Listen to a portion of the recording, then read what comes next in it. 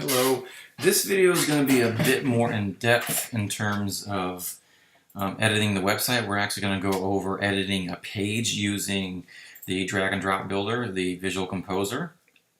It's possible this video takes a little bit longer than the other ones. We usually try to keep it from 3 to 5 minutes. This one could eclipse that just because there's a few different things to cover. I will try not to go too long with it. And with that said, make sure you're logged in. As a reference, we're going to work on the home page. And don't worry, I know it's a live site. I'm not going to save anything. Basically, all the content is set up visually in the back end as it is on the front. It means it matches that, and it's done through drag and drop. It's a plugin called Visual Composer, a paid plugin, I should say. And basically, what we want to do is match the back end with how we want the front end to lay out, such as Arena's done for this one. Okay. All right. So let's go ahead and dive on in. We'll look for pages. And the front page,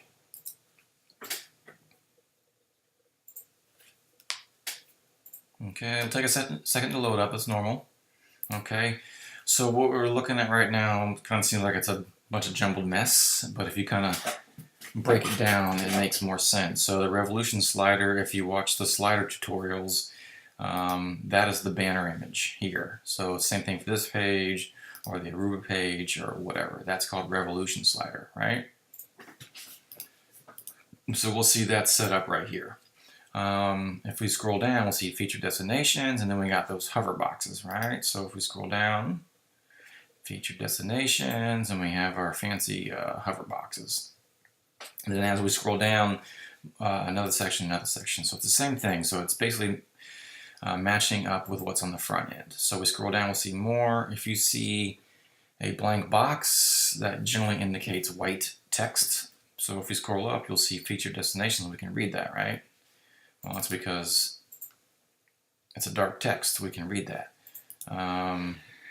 But this section has white text, so it's going to show up white. So it actually looks like there's nothing there. Okay? So forth and so forth. So this page is a really long page, so you can see a long scrolling bar over here. This section down here I would ignore. It's theme settings. I would strongly recommend not to use any of this stuff. And in fact, you can hide that if you want. I'm pretty sure if you do your screen options, you can uncheck these. We need these things as we're maintaining and managing your site. But you, on the other hand, to cut down the clutter, you can uncheck things so you don't see them. Okay. Now, let's say we want to edit one of these sections. If you notice when I'm rolling over, a green box pops up. That's so we can perform actions, whether it's moving it, deleting it, whatever the case may be. So maybe, for instance, I want to have Barbados and the Dominican Republic spot and Dominican Republic and Barbados spot. So to do that, I would just hover over it, and then I get that little quadruple arrow. I'm not really sure what this thing's called. And you'll see it says drag and move hover box. I can click on it without releasing my mouse, and you will see things move. See how it's moving around? I can move this where I want to move it. So maybe I want to put it here. I'll just let go, and there it is. And then maybe I'll put this one back here. Okay? And I could do that as well. Put this thing back. Whoops. No, don't worry about that. I'll come back to this thing. I'm not going to save any of this. Sometimes it's wonky in my browser. Okay, there we go. If you want to edit text, you can roll over a section. You'll see it says text block. Click on the pencil. And then we'll get the text editor. So it's a WYSIWYG. I'm not sure if you're familiar with that term or not. WYSIWYG, what you see is what you get. So we have options for bold font, paragraph type font, your different headings. We can do colors, center text, and that kind of a thing. I wouldn't get too crazy with it. But if you need to change this, you can just open up that section and perform your edits. On that note, I highly recommend you do not copy and paste from like a Word document or some kind of document editor because it can add unnecessary code that you won't notice from pasting it in. It could break your layout. So if you're copying something from, let's say you have a blog writer who has written you a blog post and they're giving you a full blog post, probably in some kind of a Word document, When you paste that, you're going to want to use the text option as opposed to the visual. So let me back up a little bit. Let's say she's giving you some text to paste in there. I'll come to the section, I'll do the pencil, and we'll see here's the text. I want to replace that, for instance. Instead of being in visual mode, which I am right now, we'll see the visual. I'm going to click the text box, all right, and then paste it in here. And what Word will do is it'll add these tags, okay? The tags you see here now, we've created within this environment, within this VC Visual Composer drag and drop builder. But when you come and paste in visual mode from a Word document, it's going to add a lot of extra HTML code, and it could mess up your site. I see it happen all the time. So if you're pasting content, strongly recommend you do it under text mode. That way you're not going to get this extra HTML content, or excuse me, tags. Okay, once you make a change, just go ahead and hit save. If that's all the edits you're going to make, then what you want to do is come over here and update it. There's also a cool new feature, cool feature called copy to a new draft.